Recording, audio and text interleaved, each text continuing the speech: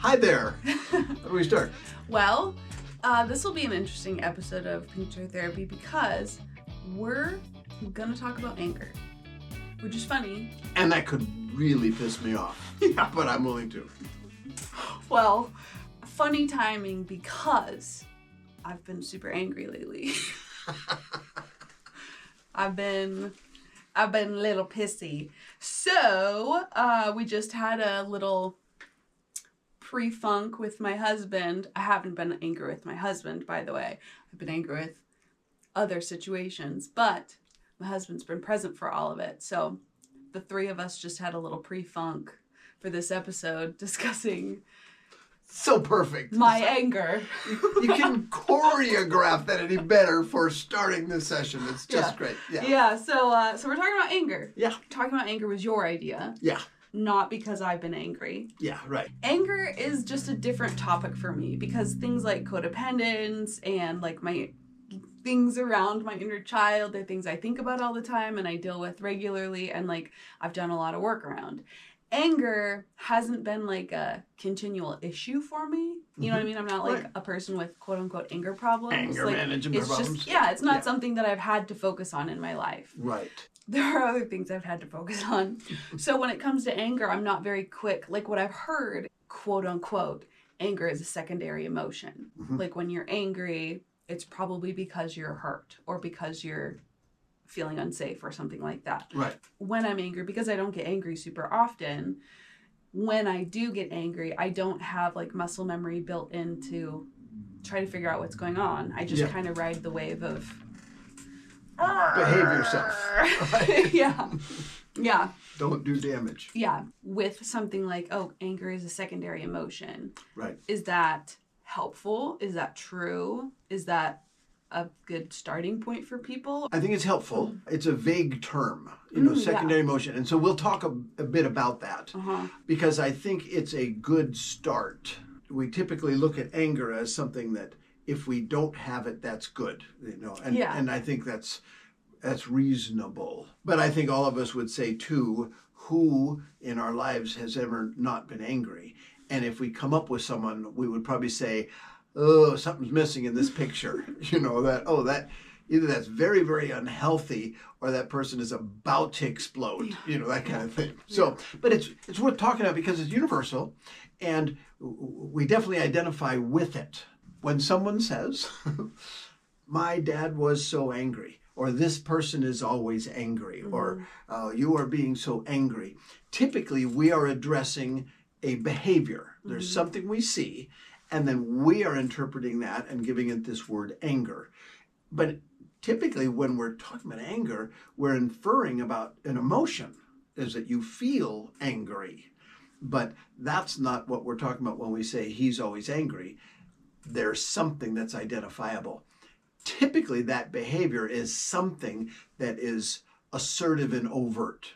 So when we say he's always angry, it's because he's always crabby or he rages or he never stops complaining or something that we would say, that's anger. But anger, that's one way, it is overt, behavioral anger. But there's a passive anger that's the opposite, where we'd say he's always withdrawn, he always avoids me, I feel rejected by him, those kind of things. That isn't rage. It's not this overt thing. There's something that I sense or notice, but it's a different expression of anger, if that's what we're going to call it. But it fits that anger. So, but when we're saying he's always so angry, typically we're not talking about the passive aggression. The quiet guy. We're talking about the loud guy. Yeah, we're talking about the loud guy where his symptoms are nice and big screen stuff, Now, when I'm saying I am angry with you, so that's when we're talking about someone else. When I'm talking about me, typically I'm talking about a feeling, something inside me. And when I say you make me so angry, I'm putting it on you. That I have this emotion and it's your fault. You have done this. All of those I think are very confusing. But with their colloquialisms, it's what we do. You make me so mad. My mom makes me so mad or whatever. It's a colloquialism. It's not well thought out in terms of what am I really talking about here. So that's what I'm thinking we do in this episode is let's dig down under those just phrases that aren't grossly inappropriate, but they might be confusing in terms of really understanding. And if they're confusing, resolution's going to be difficult, you know. And so we'll try to get past the confusion. Okay. So in my office, it is very typical that somewhere in the process of therapy and the various components of that, my client expresses anger. There's some kind of anger. And not infrequently, that anger is expressed at me. Ooh. Well, and the point of therapy is that's the way it's supposed to be. Really? This should be a safe place. Oh, okay. I'm not going to reject you. And often I will say to my clients, and this is true, I can't even imagine how you would offend me. I'm not invested enough in what's going on here for me to be offended. So do what you need. And I will say, it's okay. In my office, we have double walls. We have little things on the doors. It's pretty soundproof. So I say, you can yell, you can scream. I'm not offended if you swear at me. That's okay. Don't break my stuff. Okay, I get stuff around. Don't do that. But short of that, you're not going to offend me. So I want to set an atmosphere that this is safe. Okay. If you are just boiling over, better to be here than somewhere else, you know. And so we will talk about it. We will discover things because of that. So hopefully they can let go of some fear or shame about this thing that they're experiencing, so we can see it. It's helpful for me to see it, and then we can kind of work through it. So it's very seldom, I mean, it's not that frequent, I think, that the people are directly angry with me, but they're angry. And often they're angry here, and they have not experienced the ability to allow themselves to be angry somewhere or elsewhere. So that's why they're there, if they're here to, you know, deal with those emotions. So that's part of it. And I think sometimes people, when they are expressing anger, don't realize that they are coming across as angry. And so they are stating things, and people around them might be intimidated because of their tone or their volume or their intensity, but they don't that's not their purpose. And so when you say, you really sound angry, their response is some form of denial or trivialization. No, I'm not angry, I'm just frustrated. I'm not angry, I'm just annoyed. There's something about that term that I don't want to apply to me. Or I will say, well, anybody would be angry if they experience what I would. Okay, so they are now generalizing because something around that term carries a certain percentage of shame to it. So if you tell me I'm angry, I don't want to go there. It doesn't resonate well with me. And I think that lack of resonance is shame. Is it? No, you're not supposed to be angry. You know, that, so that's a part of it, is when I'm not willing to really look at it for what it is, then I never get underneath it. And more often than not, my next step is to project it elsewhere. You know, I'm just frustrated because this person did X, Y, Z. Yeah. I'm not angry. I'm just annoyed because they keep doing this thing. And that's me projecting that onto someone else, that I am not responsible for this. They are responsible for it in me. That's not going to be resolved. As long as I give all that power to someone else, then I've got no direction to go. And so that's also a part of what we want to talk about here, is how do we get past that, it's not here, it's here. And if it's here, it really is someone else's fault. So having said all that, I can make a good case for the fact that there is nothing that we call anger, that doesn't exist. Not only is it, you know, like a secondary emotion, whatever that means, I'm willing to, and I would say this, I've said this on other things, all right, I'm not nailing this to the ground, signing in concrete. I'm not saying thus it is and it will always be. I'm not saying that. I'm saying ponder this. Let me tuck this in your head and chew on it a little bit, because it's probably going to be uncomfortable. Ain't no such thing.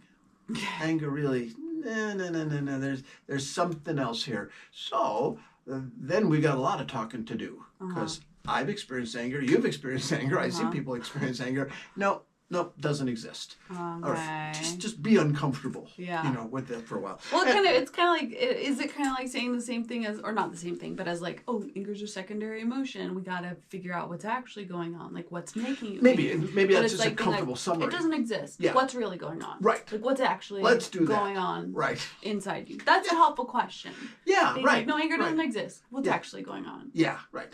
Because then I would say, okay, if it does exist, I do know I've never seen it, and I do know I've never experienced it. Huh. And this is where listeners say, Hillerstrom just went off the rails.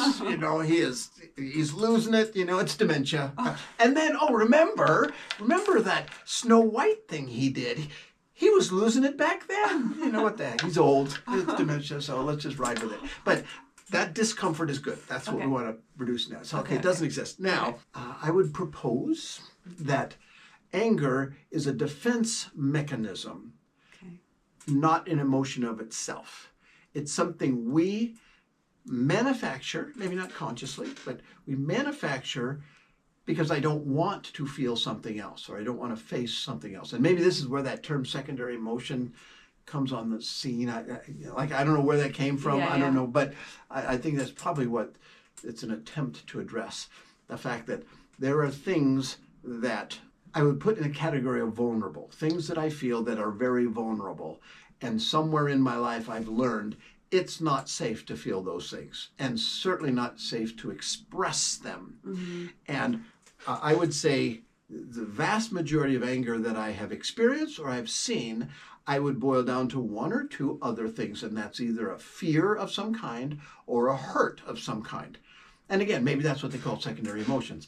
Those are two very vulnerable things. Mm-hmm. And I would contend that we very young learn, don't spread that around. If I am afraid of somebody and I let them know that I'm afraid of them, I have just given a bully fodder to chase me down. Yeah.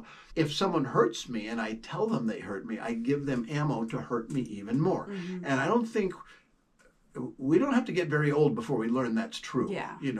And so we learn to convert that to other things. And those other things fall into the category, I think, of typically what we define as anger. Mm-hmm. So if a bully is scaring me, if I can somehow, let's say, rage, I might be able to intimidate him enough that he leaves me alone. And then we'd call that intimidation anger, Okay, yeah. And if it's violent, then, oh my gosh, now I'm not only intimidating, I'm strong and scary, in hopes that this bully will go away. Mm-hmm. And so that's rationale, kind of like baggage. We pick it up when we're little. Did it work? I'll keep doing it. The other thing is, instead of the rage that I can shut down and avoid, I can run away. I can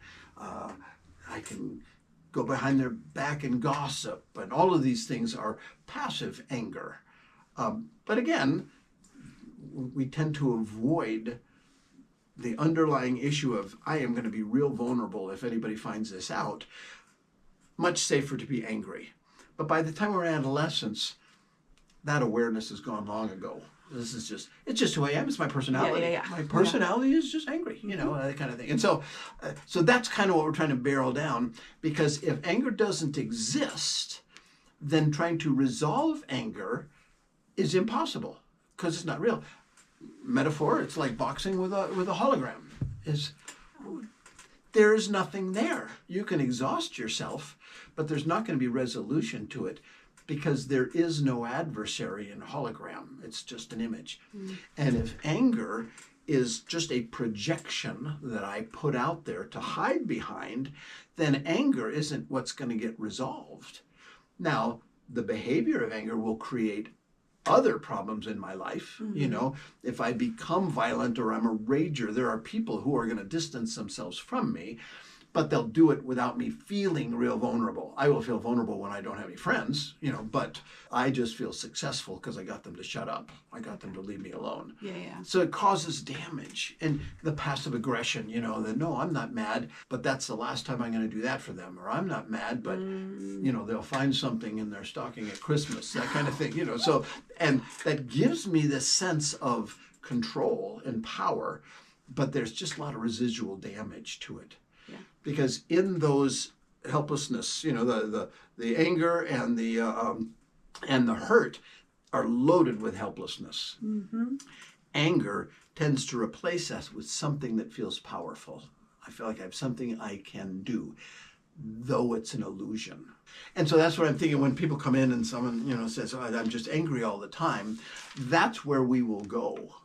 We'll go to, all right, give me an example, what was going on, and let's put a word to what you were experiencing. And where we're heading is somewhere along the lines of that helplessness. And the behavior that we attach to that is going to be an attempt to avoid that helplessness, to feel powerful. Mm-hmm. And in that powerful feeling, there is more than likely going to be damage. Mm-hmm. Does that make sense? Yeah. So that's kind of where we're going with this. So you hurt my feelings, mm-hmm. all right? Now I have one of two ways to go. I can do something with it that is secret, and that will look like anger, avoidance, rage, or whatever. Or I can confess that to you. I can offer that to you. When you did such and such, feelings. That was really hard. That's dangerous on a different level, because you could then say, good, that's what I wanted to do. I don't want you. Whatever, I'm rejecting you, whatever. Yeah. That's torturous. That's very, very hard. Much better for me to be angry, even if I have to apologize next week. I was having a bad day. Sorry I said those things, etc. But that isn't resolution. It certainly isn't dealing with what's going on inside of me. Okay. So I'm projecting something outwardly that looks powerful, that I'm calling angry, but it isn't powerful. And what I'm feeling certainly isn't powerful. So if I'm gonna resolve it, it means I have to go toward that vulnerability. I have to allow that vulnerability to be a part of the relationship, but that comes with this risk. And that's where we start with resolution of anger is, okay, what is this feeling? Okay, I am really scared that this person thinks poorly of me or is not invested in me or whatever, and I put that on the table somehow. Here's what I'm feeling, here's what I'm thinking, can we talk about this, that kind of thing. Mm-hmm. All of which may end very poorly for me because it's vulnerable. Yeah. The other side of that is, though, it may very well deepen a relationship, but typically that's not known ahead of time. That's why we call it vulnerable, is that I'm going to lay out how you hurt me or what I'm afraid of. And if we're able to collaborate on that and find some kind of closure to it, typically what we describe as the end result is we are close. We are closer than we were before. Mm-hmm. Because we don't do that with everybody. Most people, we don't invest enough to resolve. Yeah. We just blow off steam till we feel better and then get them out of our lives, that kind of thing, even if we regret it later. So it's a double-edged sword. If I'm going to deal with the underlying issue of anger, I'm going to risk more loss in the hopes of relational gain. That's what we're looking at. And so part of that is, who am I going to be that vulnerable with? And not everybody on the planet is worthy of that kind of vulnerability. And so then I got to count the cost sometime internally. Do I trust this person? Do I have evidence that this person is invested in me and I think the outcome will be good, mm-hmm. so that it's not a reaction, which is, what the rage and passive aggression is. It's a reaction to something. This is proactive, where I'm going to decide what I'm going to do. I'm going to do it based on my willingness to trust this person with the next step of vulnerability. And I'm thinking the term we use for that is intimacy, at least risking mm-hmm. intimacy, mm-hmm. Given that description, mm-hmm. when we look at someone who is chronically angry, they're angry a lot, we can make a pretty good bet that they are struggling with their own self-value because they're hiding from something. Okay. Right? And so now whether we throw that in their face, that may be our anger at them, mm-hmm. but just pondering that something's really scary for that person because they're always critical. They don't seem to be able to affirm people. They just seem to criticize them. And so they look or they come across as though they're angry at everybody when, wow, looks like something's going on inside them that is very uncomfortable. Mm-hmm. And they're not able to put that on the table. Now, that may then calm us down a little bit when they're angry at us, so that I don't have to defend, I don't have to go back. This picture is bigger than me, and so they're criticizing me all the time. They've got bigger problems than me, and I certainly am not in a place to have to settle what's going on inside them by complying with whatever it is they're complaining about. And that's the boundary thing, But that can help calm down our reactivity some, and if we can picture hurt or fear. What do I think that is? Do they look scared? Do they look hurt? It's going to be one of those two. And I don't have to be correct. What it does is it slows down my defensiveness. Yeah. I don't have to defend. Okay, so now I might then with that be able to open the door. And, maybe if they're willing to say, gosh, that sounds very scary to me. And watch their response. And if they say, how dare you? Scared of you? Scared. What are you talking about, scared of you? You got nothing. Okay, I think you just confirmed my suspicions, that, that was really touchy. Me saying that looks like that was very scary for you. Now I don't have to keep saying that. It's going to be taunting, but just the awareness of, okay, I pushed that button and the alarm went off. So chances are that's what's going on. Again, not because I'm finding some way to place judgment on this person. I'm finding a way to make a decision as to where I go next in this relationship. Is there traction? Is there momentum where they might be able to resolve something? But if they just escalate when I'm trying to collaborate, then the hope of resolution gets less and less because I can only work on me. It's all I've got. And so I'm just working on me, not escalating, not contributing, etc. And if I see nothing in the other person that says there's anything there that they are able to or willing to deal with, then I may have to make those decisions that, okay, I'm going to slow down this relationship. I'm not going to invest real heavily in it.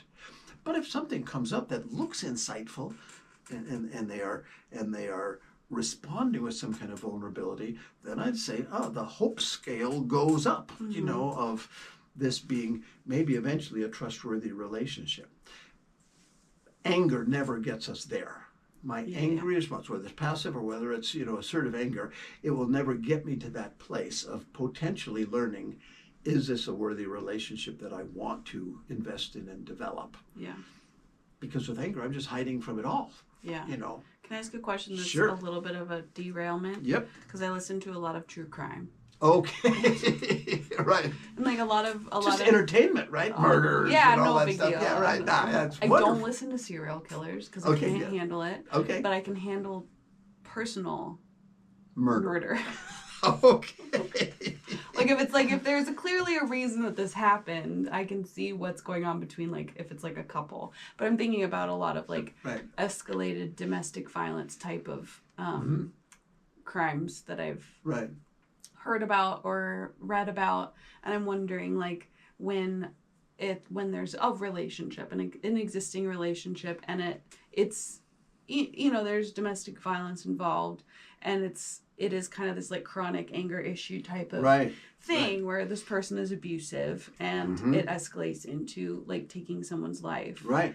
Is that kind of, is this just on steroids, what you're talking about? Just the most insecure, the insecurity or the unsafety of this person is just so through the roof. Boy, that's a great that question. It can escalate to the point of, My tendency would be to say yes.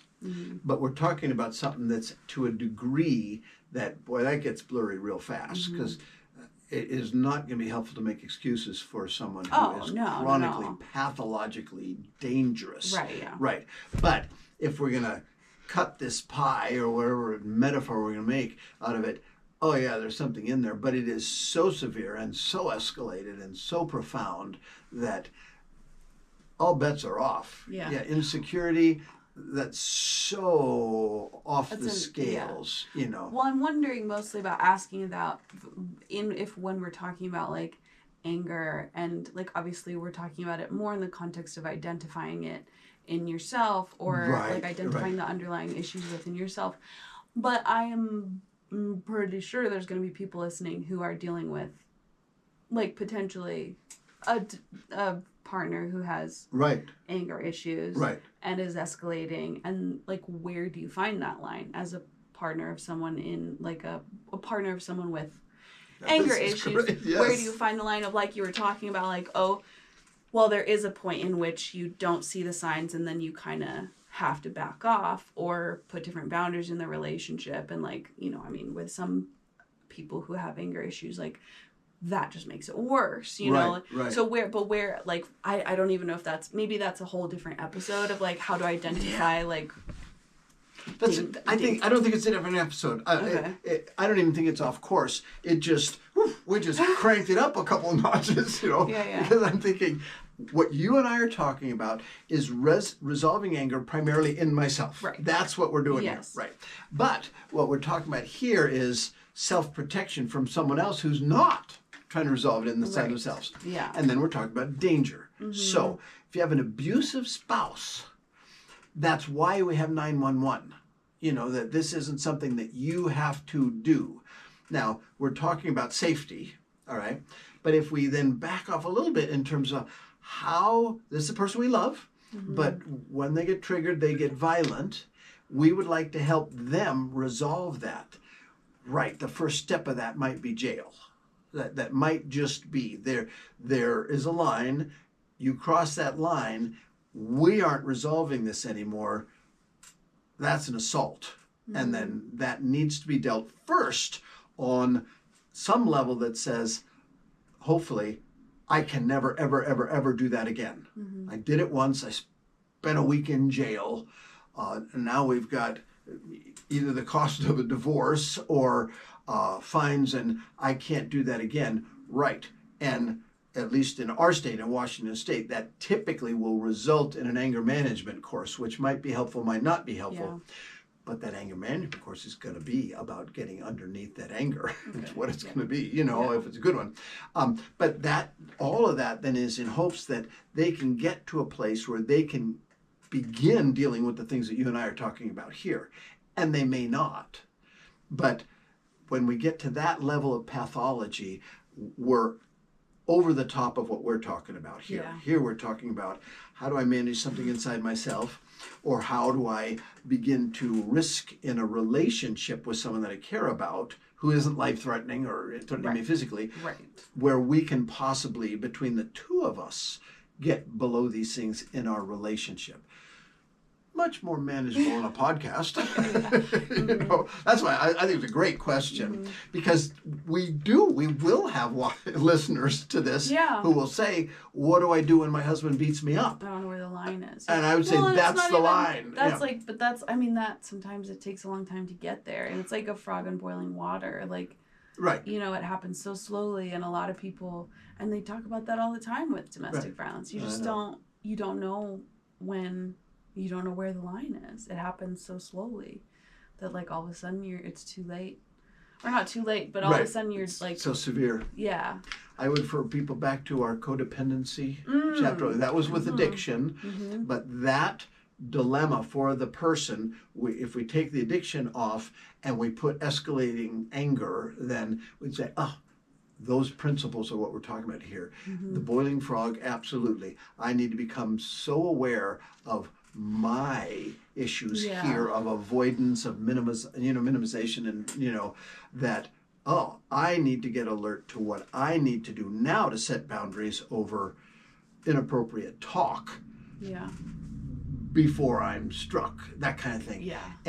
And so, I mean, it's an absolutely significant point. But then I'd say, okay, we did an episode on that, and we'll do more. I mean, it's just worth a lot. But then you just take addiction off. So I think we did a thing on addiction, and then we did a thing on codependency, and then we did an episode on the relationships. Okay, well, if your partner isn't an alcoholic, don't worry about the first episode. It doesn't hurt. Let's look at the codependency, because that would be you. Only the issue is anger. And then look at the relationship that is about setting boundaries, because that's where it comes down to is, if you're surprised because it came out of nowhere, either this person is really mentally unstable or you have been missing cues and minimizing things that need not to be minimized. And that fits that codependency the thing. phraseology, of codependency. Yeah. Okay. Because what we're talking about here is on a much lower scale and much more personalized, where I have way more control, even though I don't necessarily feel like it. Yeah. So if I can identify the vulnerability, okay, no, it scares me when he says this, or he might say this, or she does this, or whatever, and so therefore I have this reaction. The first step is, can I identify that? And maybe even can I locate the triggers, not as an excuse or justification, but for a way of being able to see it coming, that I know when this happens, this is when I have this reaction. And again, whoever I do or don't share that with, that's essential for my own self-awareness. Because a lot of times when people come in with anger management problems, it's impulsivity. They don't see it coming. And all of a sudden it's there, and then they have this behavior. And so that self-awareness is an earlier stage of the same thing. So knowing myself and my inner child and the various things we've talked about well enough that I can predict my vulnerability. And then I can make other decisions when I can't avoid that vulnerability. Yeah. That avoidance of vulnerability will almost patently limit relationships. I'm not going to have a lot of close relationships if I cannot tolerate vulnerability. Yeah. And if every time I'm vulnerable I get irritable and angry, okay, well I'm going to be very lonely. And that's not what I want.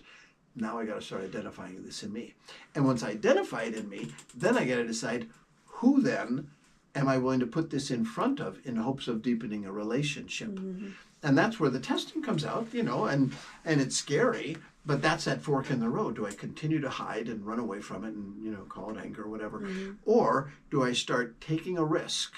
And probably not a good idea to take a risk with everybody in your world right out of the gate. You start with, all right, who's a trustworthy person?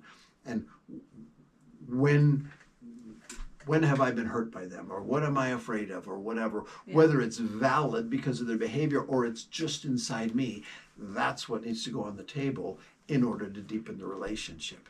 Okay. So now I got this anger, now I'm getting it off the table. Okay, so it doesn't exist. What is it? Okay, it's got these other emotions.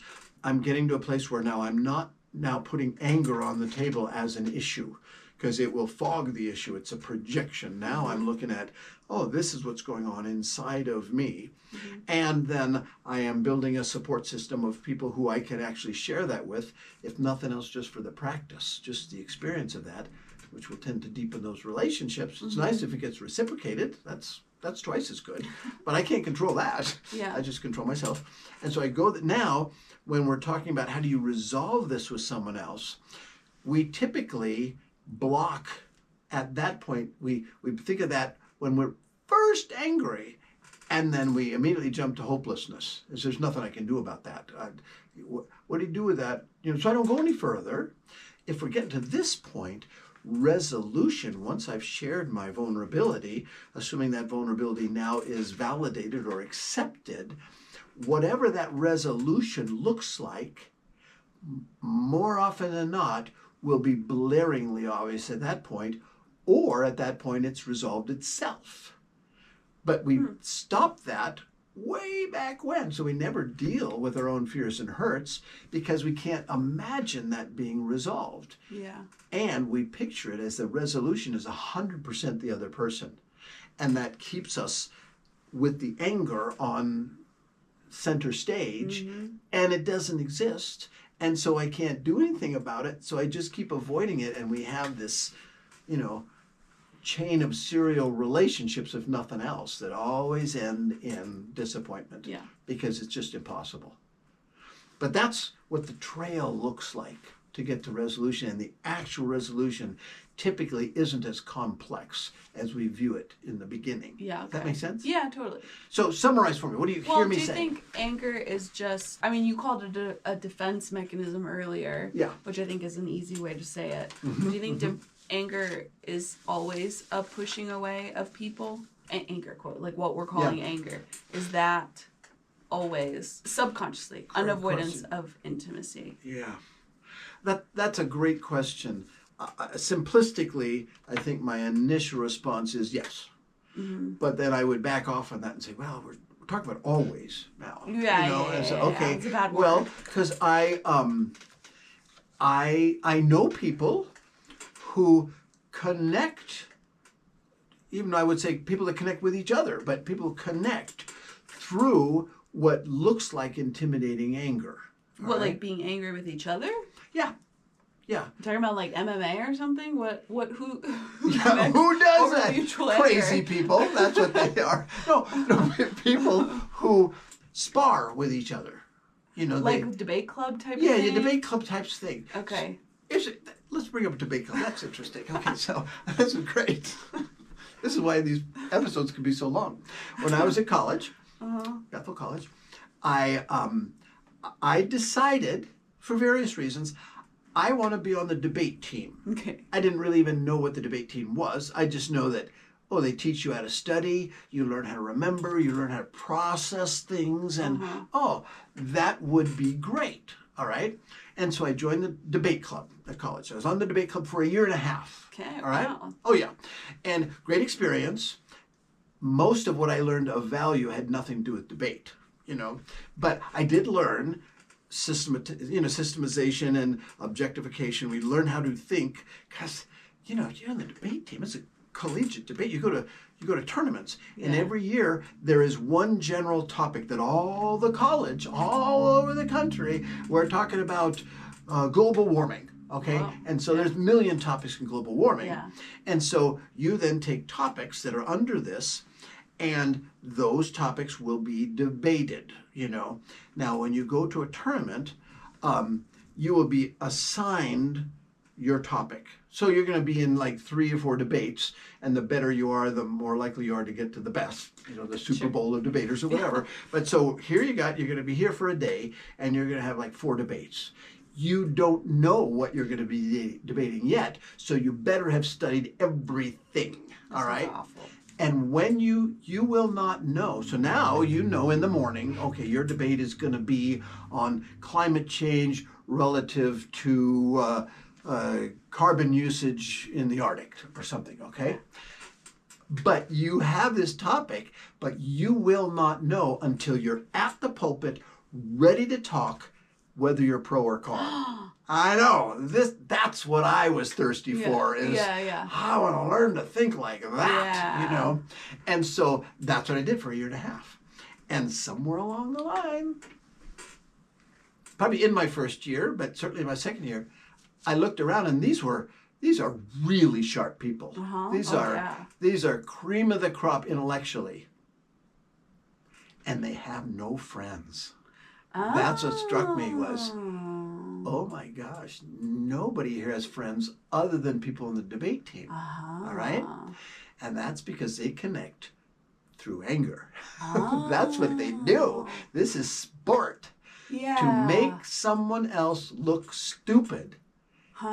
Is relational connection on the debate team. And when that started to dawn on me, I realized this is toxic. Not intellectually. These guys could be great attorneys. Amazing. These guys are probably bazillionaires today. Right. But relationally, every one of these people was lonely. The only people that were wanting to spend time with them were other debaters. Right. It wasn't a hobby or a learning experience. This is like a lifestyle. Well, if you're going to be good. It really is. To really be good, this is everything. You got to obsess. You got to learn to think that way. You breathe it. You wake up in the morning thinking about it. You go to bed thinking about it. And then you're really good. And that's what I realized. I am so out. I've learned everything I need to know about studying and taking notes and all that. I'm done.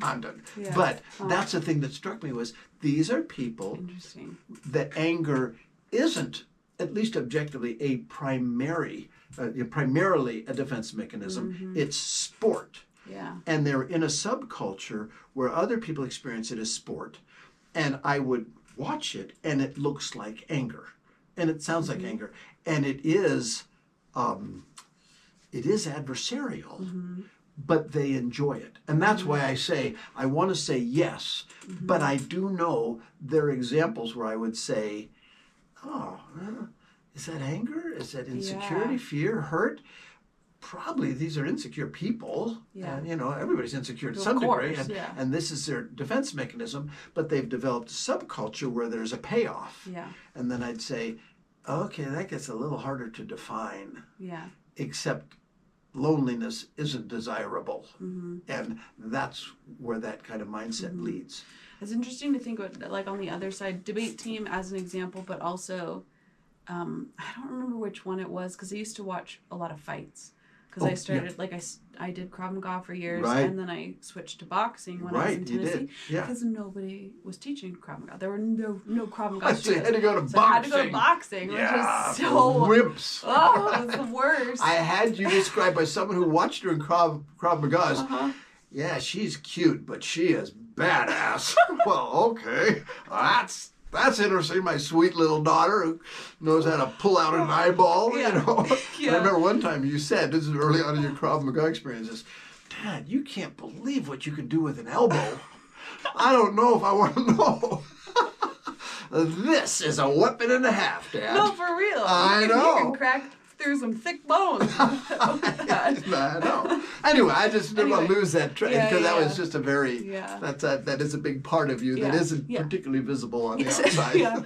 Well, Krav is totally different because it's not really a sport. But No, I think I was watching MMA for a while, and maybe it wasn't. I don't know. But I mean, it's awful. Like it's like barbaric. Yeah, you know, like watching people actually. No, boxing isn't as barbaric.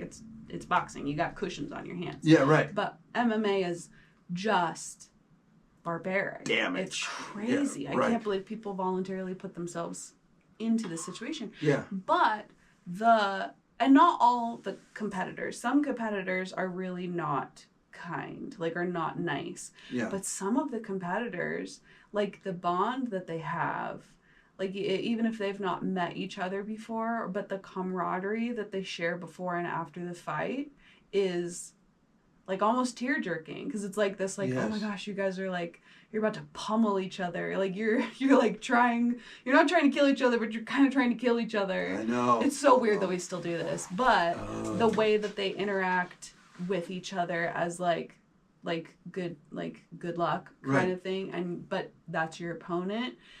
Whatever's going on there is like debate team, but like steroids aren't the right I knew thing. a man. I knew a man who was very successful in MMA in Washington State, and it was so interesting because we were working through some post-traumatic stress stuff. But he described that he was a very kind man. He is just the sweetest guy. Yeah. Nose has been broken 6 times, and he didn't lose. He just didn't lose. Yeah. And so he had lots of stories. But he said his dad, who watched him do this, his dad also was, I don't know if he was in MMA, but he had a history of, professional some sort of fighting. Martial arts, And he was talking to a guy who was going to get into the ring with his son. And this was cage stuff, you don't leave until someone's unconscious. Crazy. That kind of thing. And his dad, the advice he said to the guy was because, like I said, he's a nice guy, and they shake hands, and they're chatting ahead of time. And his dad said, don't hit him in the face. Just don't hit him in the face. Okay, yeah. Because you hit him in the face. It's over. It's over. Because then he gets mad. Yeah. That's interesting. He doesn't get mad, but that's exactly what you're talking about. Is how do we take that principle and put it into learning to control your anger? It kind of seems like in that context, in a weird way, those guys and women that are fighting are at their most vulnerable in the cage. Yes, you know I would mean? think. I would call that vulnerable. Almost. It's like, they're fighting to not be vulnerable, but like in some way, like watching that, you're like shaking hands, being like, good luck. Yeah. Here we go. So this man, which is my only frame of reference, that was not true for him. Really? He was excited. He's getting into the cage. Well, he also didn't lose. Right. And he was absolutely manic. So I can't imagine ever watching him fight. I bet you can't even see his fists move. He was always, just, oh my gosh, now give him a few skills and a ton of energy, and the man was not little. This guy could probably take a punch. Wow, crazy. And so he would go into the cage. He didn't have anxiety. He's not at his most This vulnerable. Is all recreational. Yeah. And so there is that kind of human being. Ain't me, you know? and what we're talking about here is in such a different category, but there are these, I guess I would call them exceptions, you know? Yeah. And so as I was saying, yeah, MMA fighting is that it is barbaric, you know. And for them, it's self-defense. I remember when you were studying Krav Maga and you explained it to me, oh yeah, that's not self-defense, that's not sport. No. This is, I think one of your early statements in their first class, first time you went to it, they said, our only goal is to get you home safe. And if someone attacks you, they asked for it. Right? Yeah, basically. Yeah. And I'm thinking, well, that's what I want you to be learning. But really, wow, some implications to that, you know. Anyway, so that was a fun and interesting, but it isn't MMA. MMA is a whole different. You're inviting it. You're in sport. It's competition. It's competition. There's some rule set to it. Kind of. I guess. I don't know what MMA. I can't tell from watching, you know, that there's rules. Yeah. There's rules in boxing. I don't know gentle, what the rules are in MMA. But your point is well taken. Is they go into this cage. This is very vulnerable. Right. We're talking about emotional vulnerability. Yeah. And I'm assuming what goes on in that cage is more physical vulnerability. Don't die. Yeah. Try to stay conscious. Yeah. You know. They're not having a conversation about how they hurt each other. Yeah. I sure hope my dad's proud of me today. We're not talking about that. We're talking how do I survive? I just need to stay alive. And so a whole different category. You know. I presumably I will never be in that kind of position where the vulnerability is physical. I got to kill him before he kills me, that kind of thing. Hopefully never. Not. Yeah, right. Yeah. But that vulnerability of how much of myself do I share, that I'm going to be in frequently. And the decision I make is going to be very key to what happens next, whether it's a person that's trustworthy or not trustworthy, if it's something that I'm going to run away from as soon as I go there, or if I have the confidence that I am doing okay and this hurt and this fear is a valid part of who I am, and I can put this on the table with a person who responds poorly, not my issue. I don't have to continue this. That's what I'm thinking about the vulnerability. But that's also the route to an intimate relationship. That's a close friend. If I can take that risk and they validate me and they reciprocate and we begin building mutual trust, that's the best of all worlds. But the fork in the road is on that same path. And it isn't until after I take the risk that I can begin seeing where this road goes. Either it goes to more isolation or, distance, or if it goes to a deeper relationship. But that's why it starts with identifying what it is. What is it in me? What do I want as an outcome? Is this person trustworthy? And the same thing is true when someone is doing it to me. If someone is taking a risk to talk about fear and hurt, I'm just on the other side of the table, but I have the same decisions to make, because I can potentially deepen this relationship by validating it, mirroring, reflecting back to them, and then affirming. Oh gosh, I can see. Wow, it makes sense to me. You feel that way. No wonder you feel that way. I feel so badly that you got this from me, from my hand, etc. Which opens the door to something that they then, as a result of them taking a risk. Or I can say, your problem, not mine. Don't tell me about it. And then we shut that down. And then you become the unsafe person. Exactly, right, yeah. And that's what I mean by the goal in dealing with anger is one, becoming aware of what is it inside me, and then being in a position to make that series of questions as to where do I want to go with this once I can identify it in me. But I might make an early decision that I know this person, they're not trustworthy, I'm not going there with them, and then I just begin to distance or detach, as we say, that I'm not going to trust them with it. But if I do that with everyone, somewhere along the line I'm missing some kind of cue, because not everybody is untrustworthy, and if that's true, then the more introspection of why is it that I don't believe there's anyone trustworthy in my life? Could that be because of the friends that I choose, or could it be me that's untrustworthy and nobody is willing to take that risk with me? you know. Again, forks in the road all along the way. That is certainly an option if I have nobody in my life that I consider trustworthy to be emotionally vulnerable with. Yeah. Oh. That's another episode sometime. Aww, yeah. Right. Yeah. So are there missing pieces for you as we kind of walk through this anger thing? I don't think so. I think just having kind of that helpful cue set of when anger surfaces, find your soft spot, like find out what the actual soft spot is. Right, yeah. And then find somebody safe to talk to about it. Mm-hmm. And hope that and choose carefully. And choose carefully. Yeah, and, right. and don't be afraid of failure. Right. You know, yes. because if you choose poorly, that gives you more information about that relationship and things Absolutely. will change and that's okay. You Yeah, know, like that's right. okay. Find somebody else safe. Right, Like right. don't let that stop you from trying again. Yes. Instead of just being like, oh well, that was unsafe. I guess anger is the safest thing to right. rely on, so never mind. Never mind. I don't need intimacy. No. I don't need friends. I'll go back to Krav Maga. Yeah, right. yeah, exactly. Yeah. We didn't miss anything. Call that a wrap. We never milk anything to the very end, but this is great, and it'll probably come up again in other episodes. We'll refer back to it, that kind of thing. Yeah. Well, so then we'll do it again next time. Yeah, we'll see you next time. Okay. Thanks.